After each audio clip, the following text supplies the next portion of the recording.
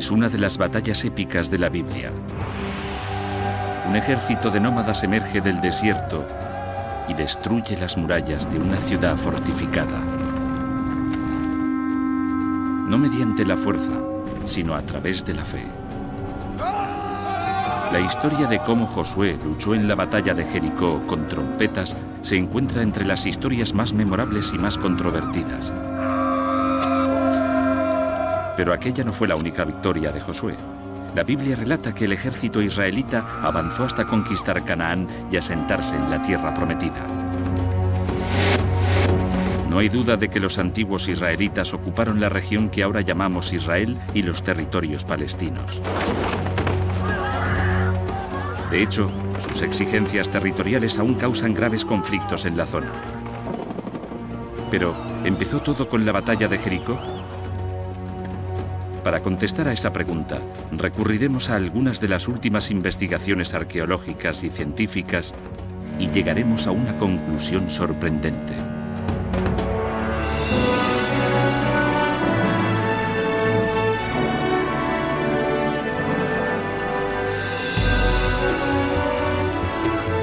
Misterios de la Biblia. Las murallas de Jericó.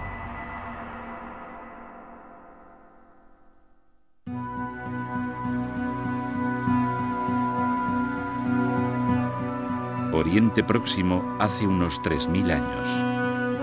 Una región que incluso entonces se enfrentaba a la violencia y a la guerra. En las montañas del noreste del Mar Muerto, un soldado se prepara para atacar.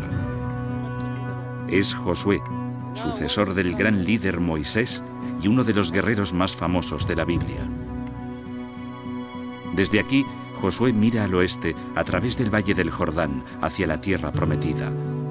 Aquí fue donde vivió su ancestro Abraham, y Josué cree que debe instalarse allí también. Pero hay un problema. La tierra ya está ocupada por los habitantes de la zona, los cananeos. Josué tendrá que luchar por ella. Aunque no está solo, lidera a unas 150 personas, hijos de esclavos hebreos que escaparon de Egipto. Estos han pasado 40 años caminando por el desierto, ahora se preparan para la guerra. Su primer objetivo será la fortaleza cananea de Jericó. Es un momento decisivo en la historia del antiguo Israel, según la estudiosa del Antiguo Testamento Rachel Havelock.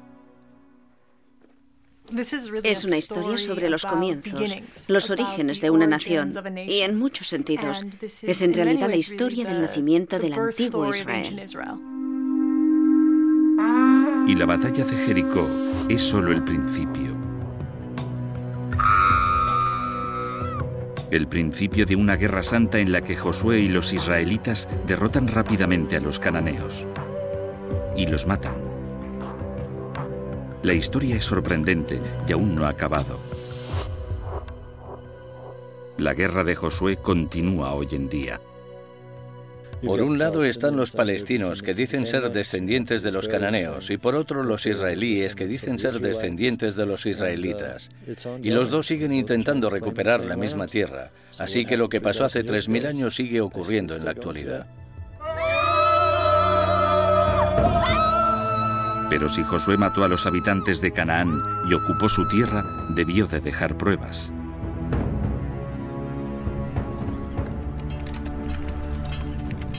En realidad, sorprendentemente, hay pocas. No se han encontrado pruebas arqueológicas que confirmen la existencia de Josué. Solo tenemos la Biblia y el libro que lleva el nombre de Josué, pero se escribió alrededor del año 500 a.C.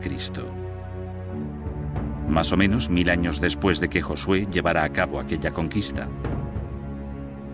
A pesar de aquello, muy pocos estudiosos afirman que la historia sea una invención. Muchos creen que podría estar basada en hechos reales. Como en la mayoría de estas historias, hay un poco de verdad en el fondo, sobre la que se construye todo lo demás. Saber qué hay de verdad detrás de la conquista de Canaán por Josué se ha convertido en uno de los mayores misterios de la historia antigua. Y la búsqueda de la respuesta es una historia de detectives de proporciones épicas. Ha intrigado a los estudiosos durante décadas.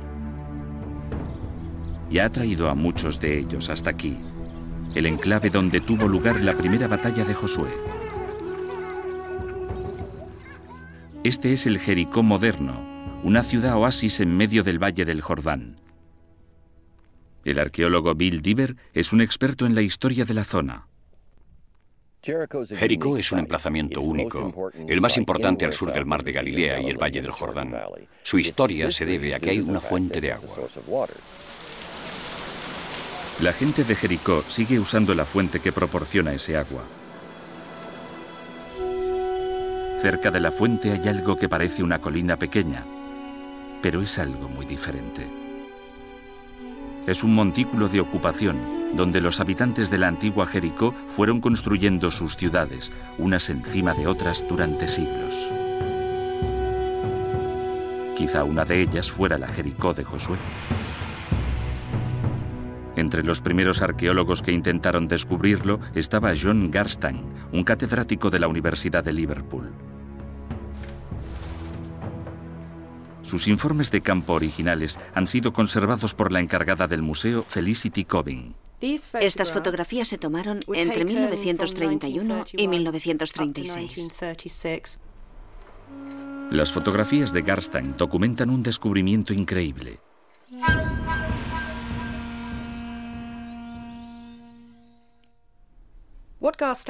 Lo que descubrió Garstang, que según él creía estaba directamente relacionado con la historia bíblica de la conquista de Jericó por Josué, fueron dos fuertes muros defensivos paralelos en la cima de la colina de Jericó. Ladrillos de barro muy profundos y evidentemente muy resistentes. Usando fragmentos de cerámica como pruebas, Garstang puso fecha a estos muros de ladrillo. Año 1400 a.C., exactamente la época en la que la Biblia sugiere que tuvo lugar la batalla de Jericó. Es más, los escribas que copiaron la historia afirman que la ciudad que atacó Josué estaba muy fortificada. Y eso fue lo que encontró Garstang. Descubrió que los muros de ladrillo se habían construido sobre antiguas fortificaciones de piedra. Aquí se ve algo típico de un sistema de fortificación de mediados de la Edad del Bronce. Un muro de contención que ayudaba a sostener los lados del montículo. El muro tenía al menos 4,5 metros de altura. En lo alto había una primera pared de ladrillos. Después, una pendiente empinada cubierta con cal. Y finalmente, el muro de ladrillos principal de 2 metros de grosor y al menos 4,5 metros de altura.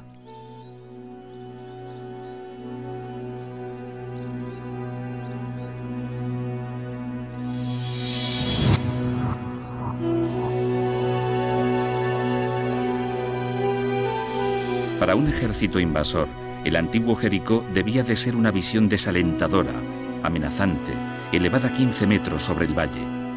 Parece que Garstang había descubierto aquí la ciudad que se describía en la Biblia.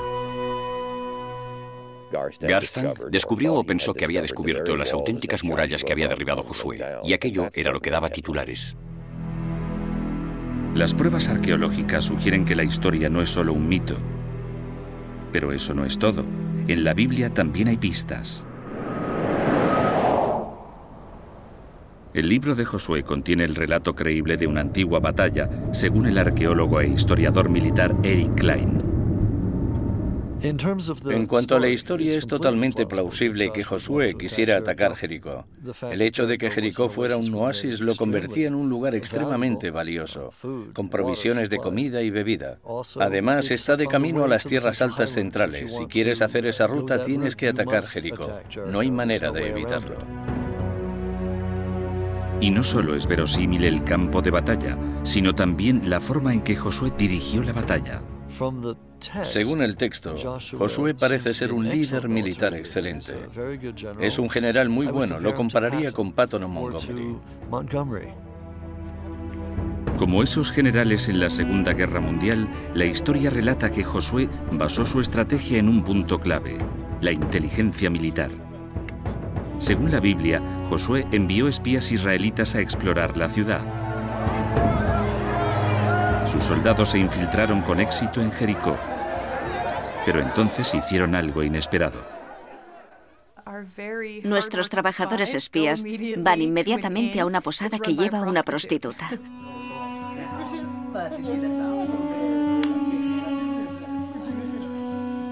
Puede que eso no sea tan extraño. Las inscripciones antiguas revelan que los burdeles eran las pensiones de la antigüedad. Eran el sitio ideal para mezclarse con la gente y para reunir información sobre el enemigo. ¿Quién mejor que una prostituta o chica de alterne? Averiguaron rápidamente lo que necesitaban saber. Hasta entonces, las acciones de los israelitas parecían plausibles. Jericó era un objetivo estratégico. Usar espías, una estrategia clásica. Pero, ¿y la gente que vieron los espías allí dentro? Por el tamaño de la antigua Jericó, probablemente había 1.200 habitantes, hombres, mujeres y niños que la historia llama cananeos. Nuevamente, la historia de la Biblia concuerda con los descubrimientos arqueológicos. Buscando en las afueras de Jericó, los excavadores encontraron algo extraordinario. Tumbas. Contenían esqueletos de 3.500 años, esqueletos cananeos enterrados con sus objetos funerarios, que unían a la gente de Jericó con un mundo más grande, en una verdadera cultura cananea, cuyas ciudades se extienden por lo que hoy es Siria, Líbano, Israel y Jordania. Pero según el arqueólogo Jonathan Tabb, se saben más cosas de los cananeos históricos de lo que dice la Biblia. Creo que mucha gente que se guía por la imagen bíblica ve a los cananeos como gente malvada. No lo eran. Eran gente muy urbana y sofisticada. Y lo sabemos por las joyas, el metal e incluso las ollas y sartenes de la vida diaria, que por lo general eran muy refinadas. Les gustaban las cosas buenas de la vida. La arqueología ha revelado que los cananeos fueron los primeros en usar un alfabeto. Un sistema de 40 letras que reemplazó el viejo lenguaje de signos llamado cuneiforme. Y eso condujo a la escritura que usamos hoy. Los cananeos eran grandes comerciantes. Estaban influidos por otras civilizaciones tan lejanas como Grecia y Egipto. Algunas de las joyas son hermosísimas. Esta es interesante porque tiene forma de capullo de loto, lo que muestra una gran influencia egipcia. La historia omite estos detalles positivos. No es sorprendente. En la Biblia, los cananeos son los grandes enemigos de los israelitas. Los espías de Josué debieron de tener muchas cosas sobre las que informar. Pero como en muchas operaciones militares, su misión era arriesgada. La Biblia relata cómo el gobernador de Jericó se enteró de que la prostituta llamada Rahab cobijaba a los espías. El dirigente de Jericó intentaría encontrar a esos espías estuviesen donde estuviesen. ¿Por qué sabe o cree que están en casa de Rahab? Supongo que tenía su propio servicio de inteligencia. Según la historia, Rahab se enfrentaba a una difícil elección: entregar a los espías para que fueran torturados y asesinados o convertirse en una traidora y protegerles.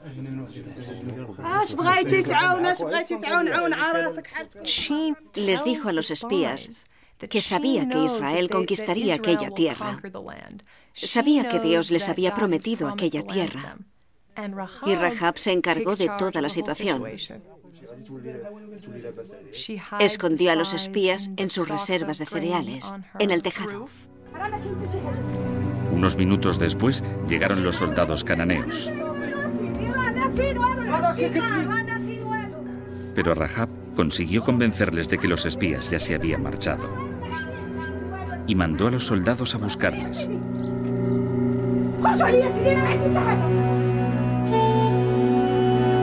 Antes de ayudarles a escapar, Rahab les hizo prometer que la protegerían a ella y a su familia durante la batalla.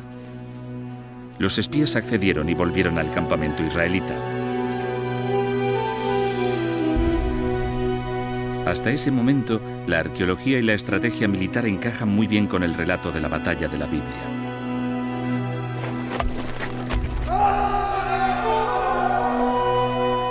Pero la parte esencial de la historia la constituye el avance de Josué hacia Jericó y el uso de las trompetas para conquistar la ciudad.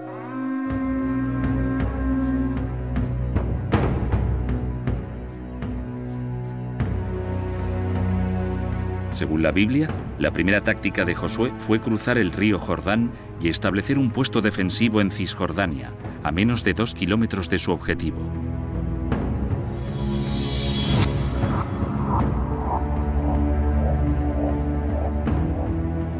Lo que hizo a continuación debió de sorprender a todo el mundo.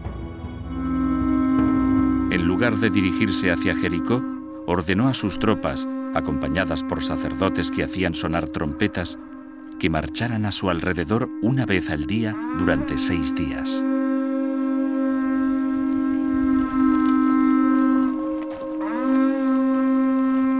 Es una táctica extraña.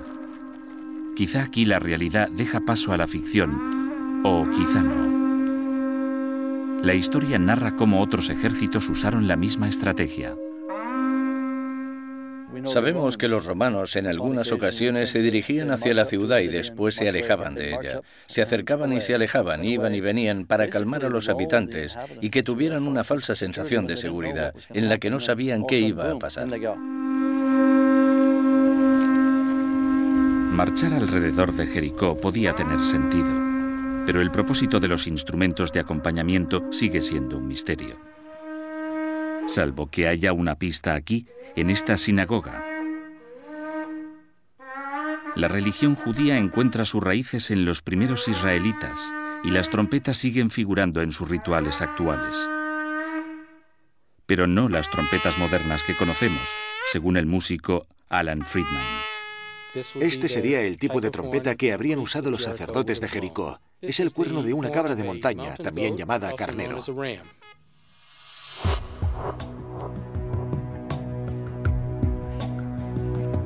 La trompeta de cuerno de carnero guarda especial interés para el especialista de sonido David Lubman. Es un experto en el papel del sonido en las religiones antiguas y está especialmente interesado en la historia de Josué.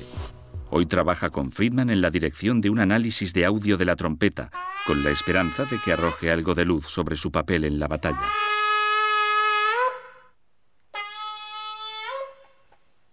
De vuelta en su laboratorio, Lubman analiza los resultados. Sabe muy bien que el sonido puede tener un uso militar.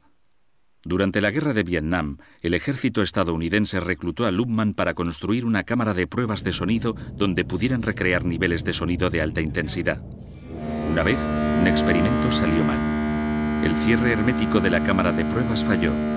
El sonido se escapó, con dramáticas consecuencias para uno de los técnicos del laboratorio.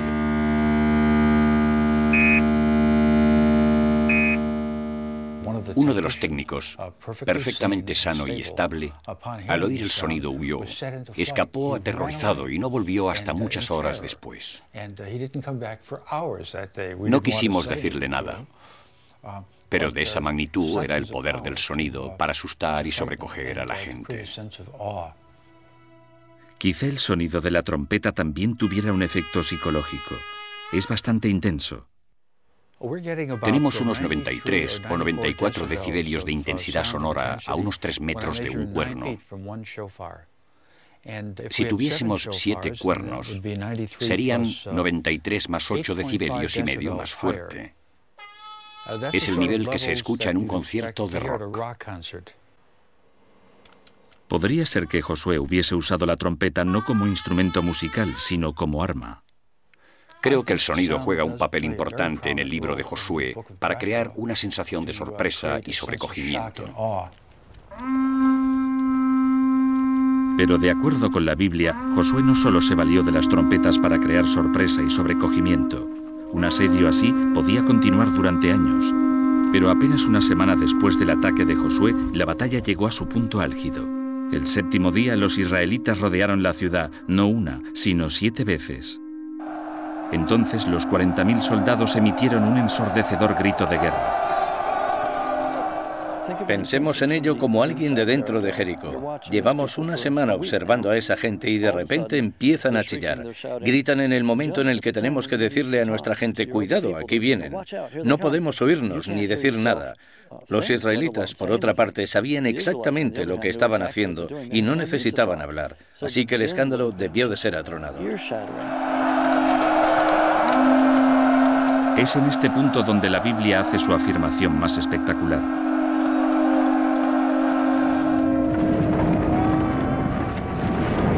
Ese escándalo, que iba en aumento, hizo que se derrumbaran los ladrillos de los muros de Jericó, lo que permitió a las tropas de Josué trepar por encima de los muros caídos para atacar a los soldados cananeos y para masacrar a todos los que había dentro.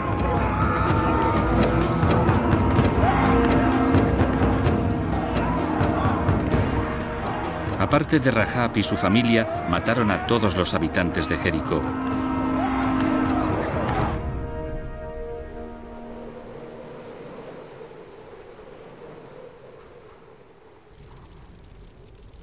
E incendiaron su poderosa ciudad.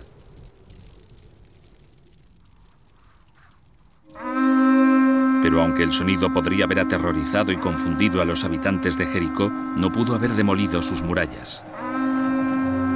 ¿O sí?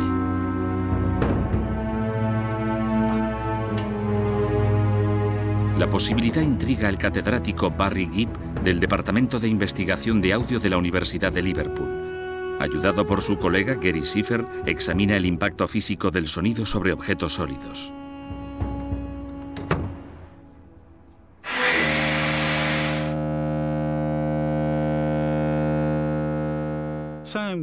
El sonido puede destruir estructuras.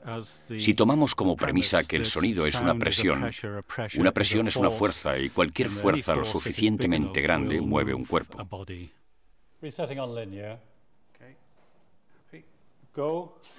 Gibb y Schiffer están haciendo experimentos para entender el principio científico exacto que se oculta tras el fenómeno.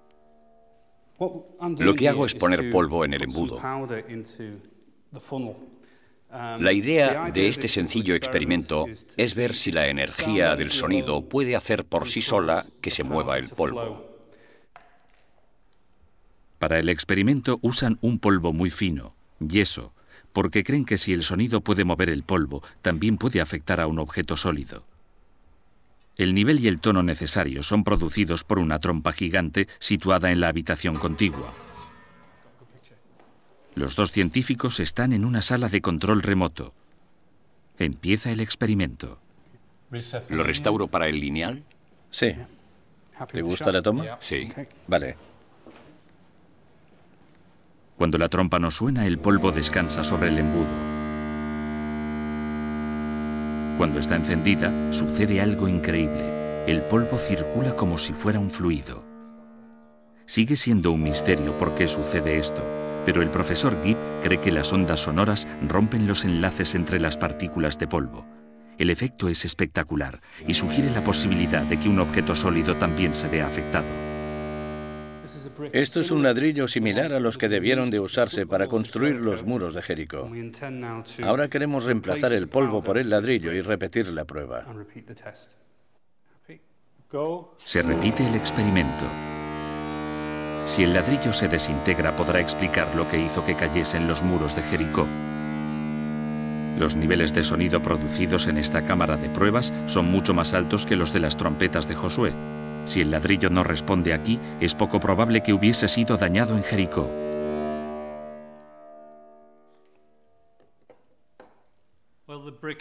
Bien, el ladrillo no ha sufrido alteraciones en este experimento preliminar. Las partículas de la superficie parecen no haberse movido. Por todo esto, yo diría que puede que los muros de Jericó se derrumbasen, pero no fue el sonido el que lo causó.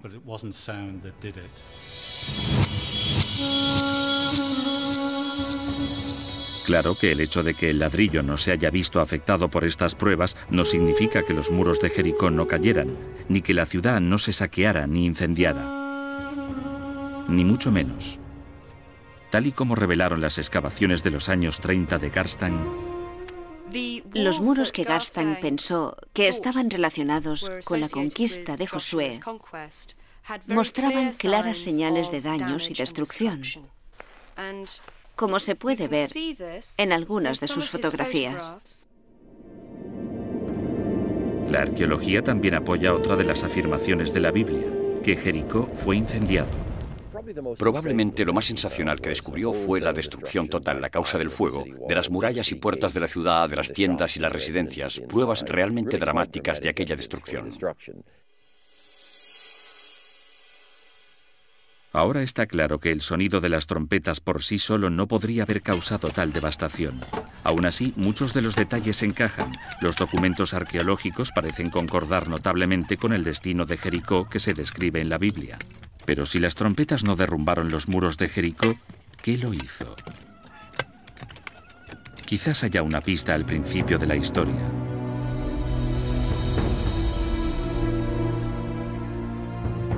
Según la Biblia, cuando los sacerdotes israelitas que dirigían el ejército de Josué llegaron al río Jordán, ocurrió algo increíble.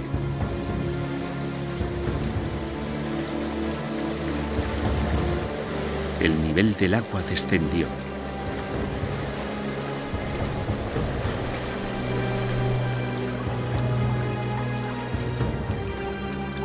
Los sacerdotes se abrieron paso a través de un camino sin agua.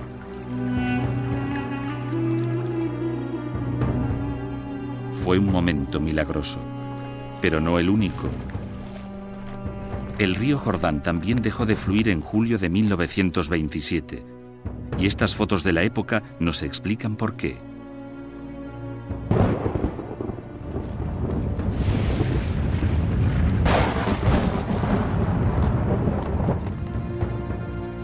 El Valle del Jordán sufrió un terremoto que causó corrimientos de tierra que formaron un dique en el río durante 2 días, al igual que sugiere la historia. Es más, los sismólogos creen que un terremoto también podría haber sido responsable de la destrucción de Jericó. La explicación exacta queda clara en el Instituto Sismológico de Israel. Aquí, los ordenadores registran las lecturas de unos sensores repartidos por todo Israel, Cisjordania y Jordania. Vigilan una gran falla que corre a lo largo del Valle del Jordán, una falla que ha causado fracturas menores, una de las cuales discurre justo bajo el muro oriental del antiguo Jericó, haciéndolo especialmente vulnerable a la actividad sísmica. Y hay evidencias arqueológicas que sugieren que en la ciudad se dieron terremotos no una, sino muchas veces, como descubrió el arqueólogo John Garstan. Jericó sufrió terremotos importantes en más de una ocasión. En los niveles más tempranos, encontró grietas muy distintivas que separaban enterramientos anteriores. Aquí se ve que la grieta cercenó la cabeza de este sujeto. Pero si el daño de los muros de Jericó lo causó un terremoto en lugar del sonido, ¿dónde deja eso a Josué y a su ejército? ¿Quizás el terremoto devastó la ciudad en el mismo momento en que los israelitas la atacaban? Es increíble, pero es lo que sugerían las pruebas de Garstan. Garstan encontró pruebas de daños causados en los muros por un terremoto que él asociaba con la conquista de Josué. Pruebas muy claras de daños causados por un terremoto. Pilas de ladrillos, reparaciones y un desorden general de los elementos de construcción. Los descubrimientos de Garstan parecen confirmar casi todos los detalles del relato bíblico. Parece que Josué conquistó Canaán tal y como dice la historia. Pero hay un problema. En los años 50, otra arqueóloga británica siguió a Garstan hasta Jericó, y fue entonces cuando empezaron los problemas. Dicha arqueóloga era la renombrada experta Kathleen Kenyon.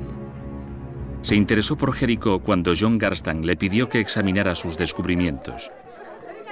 En 1952, Kenyon inició su propia excavación épica. Kathleen Kenyon pudo examinar al detalle las fases tan complejas de la ocupación de Jericó. Pudo ver muchas cosas que se le habían escapado a Garstang.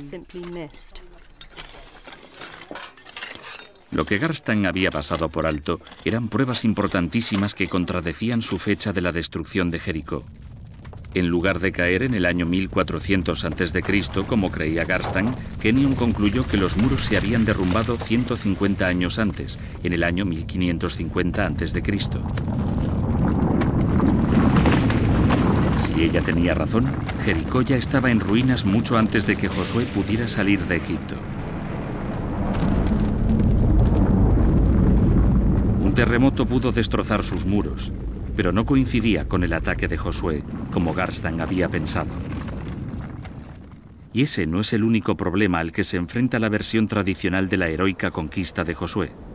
Si los israelitas hubieran llegado a Jericó en el año 1400 a.C., las excavaciones de Kenyon se habrían encontrado con una ciudad muy diferente a la descrita en la Biblia. Las defensas habían caído en desuso. Estaba totalmente indefensa. Había muy poca población. Para ser sincero, no habría sido una gran conquista. Pero si la batalla de Jericó era innecesaria, hay que preguntarse por qué la llegada de los israelitas se describe como una conquista. La Biblia dice que la invasión de Josué no se limitó solo a Jericó. Destruyó también otras ciudades. Los expertos que excavaron esos lugares al final se encontraron con problemas similares. La arqueología muestra que la mayoría de lugares que se supone que fueron conquistados por los israelitas ni siquiera estaban habitados en aquella época. Y los lugares en los que hemos encontrado indicios de destrucción no son los mencionados en el texto bíblico. Parece que la arqueología ya no apoya la historia de Josué. Y cualquier duda que hubiera podido quedar se desvaneció cuando los historiadores se dieron cuenta de que ningún ejército israelita, por poderoso que fuera, podría haberse deshecho de los cananeos. En el año 1400 a.C., las fuerzas egipcias habían convertido Canaán en parte de su poderoso imperio dorado. Los egipcios no iban a permitir que Josué invadiera su territorio. Es inconcebible que el antiguo Israel se estuviera desarrollando en el momento en que el imperio egipcio estaba en pleno apogeo. No tiene ningún sentido. De hecho, casi todas las pruebas desenterradas desde los años 50 han revelado una gran discrepancia entre la historia y la Biblia. Jericó era un pueblo, no una ciudad amurallada. No hay más señales claras de las batallas de Josué, y Canaán era una colonia egipcia. Histórica y arqueológicamente apenas hay pruebas de destrucción, y desde luego no las hay en el siglo XV a.C., cuando, según la cronología bíblica, tuvo lugar dicha destrucción. Creo que podemos decir con seguridad que casi ningún arqueólogo o estudioso bíblico actual cree literalmente la historia de Josué y la caída de Jericó. La milagrosa batalla de Josué parece ser un mito, después de todo. Pero eso da pie a una nueva y emocionante pregunta. Si los israelitas no invadieron Canaán, ¿cómo llegaron allí? Para contestar a esta pregunta, necesitamos un punto de referencia, la primera fecha que con seguridad evidencia que los israelitas se encontraban en Canaán. Solo así podemos reconstruir lo que realmente ocurrió. Ese punto de referencia nos lo proporciona un interesante descubrimiento hecho en Egipto. Esta es la estela de Merentá, el documento de una campaña militar egipcia en Canaán dirigida por Merentá, hijo del faraón Ramsés II. La estela de Merentá, también conocida como la estela de Israel, es la primera mención de Israel fuera de la Biblia. Creemos que data más o menos del año 1207 a.C. Si los israelitas vivían en Canaán en el año 1207 a.C., la conquista de Josué, de haber tenido lugar, debió de haber empezado algún tiempo antes. La pregunta es, ¿cuándo? No hemos encontrado pruebas de una conquista en el año 1400 a.C., la fecha tradicional. Sin embargo, hay pruebas significativas unos 150 años después. Si avanzamos un siglo y medio, más o menos, llegamos a un muy buen momento en la historia, durante el cual es mucho más factible y las pruebas arqueológicas pueden apoyarlo más. Las pruebas arqueológicas de alrededor del año 1250 a.C. son sorprendentes. Revelan un mundo cananeo que se vino abajo, a menudo en medio de fuego y destrucción. Al principio, los descubrimientos apoyaban la idea de que la conquista de Canaán había tenido lugar tal y como narra la historia, pero en una fecha diferente. Esas esperanzas pronto se desvanecieron cuando otras excavaciones en el resto del Mediterráneo oriental revelaron algo completamente inesperado. Fuera lo que destrozó la sociedad cananea, también golpeó a todas las civilizaciones de la región. Y estaba ocurriendo algo más, algo mucho más dramático. Lo que sucedía en realidad era una de las mayores revoluciones en la historia del mundo. La total aniquilación del mundo antiguo y la aparición de algo completamente diferente. La causa de la catástrofe es un misterio.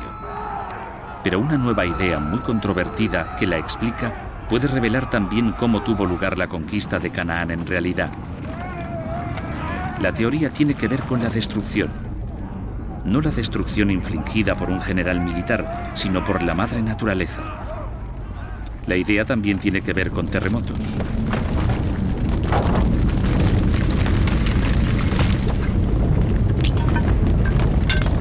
Pero con una gran diferencia respecto a los temblores que habían destruido las murallas de Jericó 300 años antes. Esta actividad sísmica afectó a todo el Mediterráneo oriental. En este mapa se han señalado las ciudades destruidas entre 1225 y 1175 a.C. Algunos de los lugares son grandes. Está Micenas en Grecia, Troya, la famosa Troya de Anatolia, y más abajo tenemos un grupo de lugares en lo que hoy es Israel. Otro mapa nos muestra la actividad sísmica significativa registrada en la misma zona durante el siglo XX. Si superponemos un mapa encima de otro, surge un patrón increíble. Prácticamente hay una relación de 1 a 1. Allá donde tenemos un grupo de antiguos asentamientos destruidos, tenemos un terremoto moderno de alta intensidad en la misma región. Hasta hace poco era inconcebible que la actividad sísmica hubiera podido causar tanta destrucción en la misma zona y al mismo tiempo. Pero ahora puede explicarse a través de un fenómeno sísmico llamado tormenta de terremotos. Durante el último siglo, los estudiosos que observaron la actividad sísmica en Turquía se dieron cuenta de que los terremotos avanzaban por la falla de Anatolia Norte. Solo durante los últimos 4 años, los temblores han causado 18.000 muertes y han dejado sin hogar a innumerables personas. Parece que si no hay un terremoto grande que libere toda la tensión de la falla inmediatamente, a veces hay un terremoto más pequeño que libera la tensión en una parte de la falla y pone presión en el siguiente segmento, que al final se deshará de ella, y así hay un alivio de la tensión a lo largo de la falla.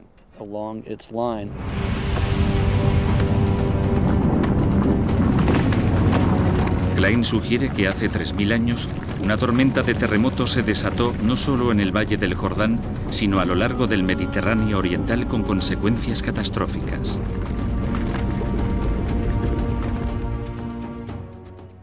Creo que las rutas comerciales se cortaron. Al final iba a llegar una rebelión interna cuando la gente tuviera hambre y se acabaría con una caída del sistema en la que todo fracasaría. Y fue la catastrófica caída del viejo orden mundial, incluida la civilización cananea, lo que explicaría cómo se asentaron en Canaán los primeros israelitas. No mediante la conquista, sino gracias a un simple oportunismo.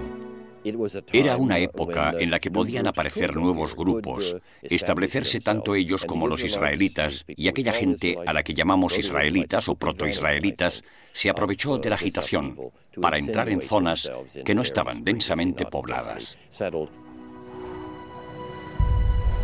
Esto se aleja mucho del relato de la Biblia. Pero si Josué y los israelitas entraron en la tierra prometida, así, por infiltración más que por conquista, en los documentos arqueológicos tendrían que aparecer señales delatoras de un nuevo pueblo. Al principio no había tales pruebas. Durante los años 80, unos arqueólogos que excavaban las tierras altas de Israel y Cisjordania empezaron a encontrar lo que buscaban. Restos de cientos de pequeñas comunidades granjeras muy distintas a los edificios cananeos conocidos.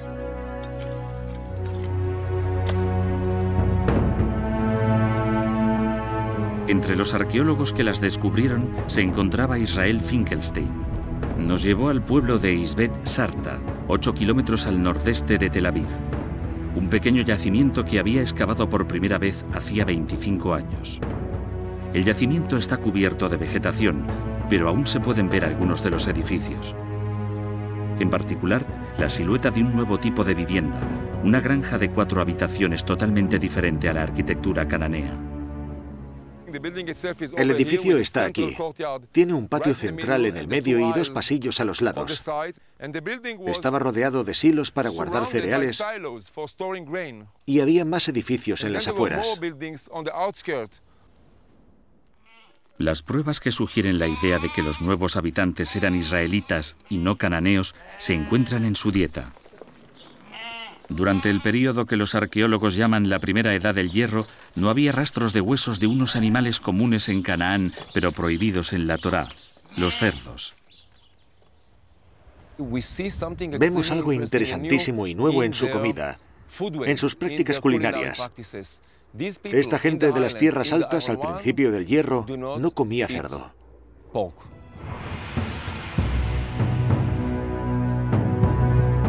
Esta idea de un asentamiento pacífico en Canaán ha sustituido la creencia de que los israelitas llegaron a Canaán tras una conquista militar.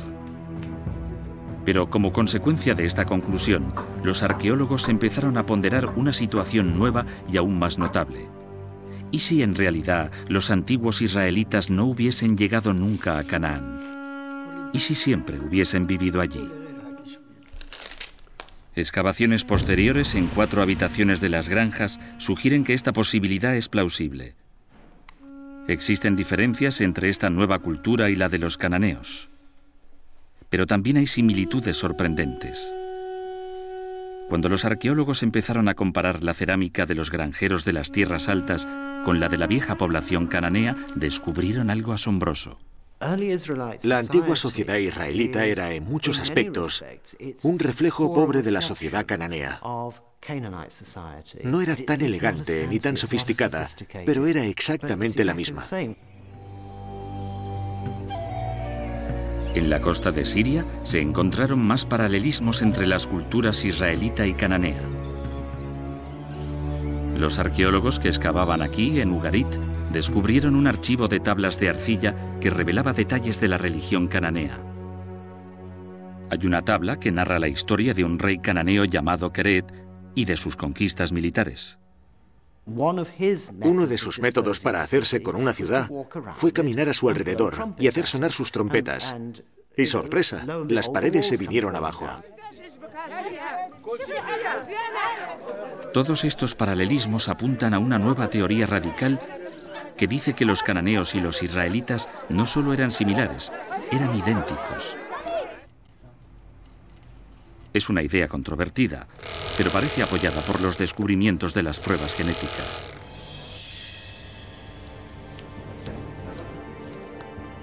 El antropólogo cultural Yossi Nagar ha estudiado antiguos esqueletos cananeos.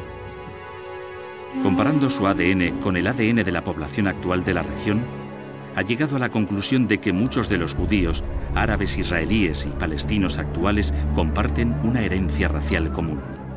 Esto sugiere que sus ancestros, los israelitas y los cananeos, eran la misma gente. Los israelitas y los cananeos son lo mismo, pero están separados. Están separados por la teología, no por la biología. Son lo mismo. Si esta controvertida teoría gana aceptación, la historia que hay detrás de Josué y su conquista tendrá que revisarse completamente. Josué y su ejército israelita no llegaron a Jericó y mataron a los cananeos. Eran cananeos. No eran invasores militares, no asestaron un golpe a las grandes ciudades-estado de Canaán, ni aniquilaron a la población cananea. Me parece que la mayoría de nosotros cree que los israelitas eran cananeos, quizá granjeros y agricultores que fueron expulsados de sus tierras por sus señores cananeos. Eran gente que escapaba de las ciudades-estado cananeas que se derrumbaban, huían del servicio militar, de los impuestos, y encontraron un punto de apoyo en algún lugar de la frontera de las tierras altas escasamente ocupadas. Si esto fue lo que pasó, el origen del antiguo Israel no es lo que se describe en la Biblia. No hubo batallas milagrosas, no hubo conquistas militares, no hubo infiltración masiva. Solo un grupo de campesinos y nómadas cananeos que se asentaron en las colinas de lo que más tarde llamarían su tierra prometida. Pero si la historia de Josué y la batalla de Jericó son, en el fondo, producto de la imaginación de unos escribas judíos, ¿cómo supieron tantos detalles geográficos, militares e históricos? Una explicación podría ser que la llegada a Canaán fuera la experiencia no de todos los israelitas, sino de un reducido grupo de hebreos. A mi juicio, las historias las explicó un pequeño grupo que había cruzado el desierto. Entró en Canaán de un modo u otro y tuvo problemas con los cananeos. Y al escribir su historia siglos más tarde, la explicaron como si fuera la de todos los israelitas, pero en realidad, la mayoría de los israelitas nunca había estado en Egipto. Al escribir esta historia, sus autores la adornaron con otros elementos. Mitos cananeos como Keret, recuerdos dramáticos de muertes y destrucciones catastróficas y un conocimiento muy detallado del antiguo Jericó. Yo supongo que se inspirarían en varias tradiciones diferentes que tienen elementos en común. Las unieron. Se sabe que Jericó era un lugar de mucha actividad sísmica, así que los muros solían caerse. También pudo haber existido un personaje histórico, y podemos llamarlo Josué, o tendríamos que inventarnos a alguien con el mismo nombre. Si combinamos estos ingredientes, tenemos la historia de Josué y la captura de Jericó. Aquí, al fin, empezamos a percibir qué hay de verdad tras la historia de Josué y la batalla de Jericó. No es una historia real, sino muchas, entretejidas para dar un mensaje, no sobre la historia, sino sobre la libertad y la fe. Si miramos la historia con lupa e intentamos demostrar que todo lo que dice es históricamente cierto, creo que perdemos la perspectiva de lo que los autores bíblicos querían expresar, que era la liberación. La liberación de un pueblo que no esperaba nada, pero que, con el tiempo, se convirtió en una nación poderosa. Y creo que la historia aún puede leerse así, metafóricamente, una historia sobre una nueva tierra, un nuevo comienzo, una nueva manera de ver el destino humano. Quizá este sea el legado y la tragedia de la batalla de Josué en Jericó. Que la liberación de un hombre significa la opresión de otro. Que la batalla ficticia se ha convertido en un conflicto real y terrible. 2500 años después de que los escritores la describieran, el derramamiento de sangre aún no ha terminado.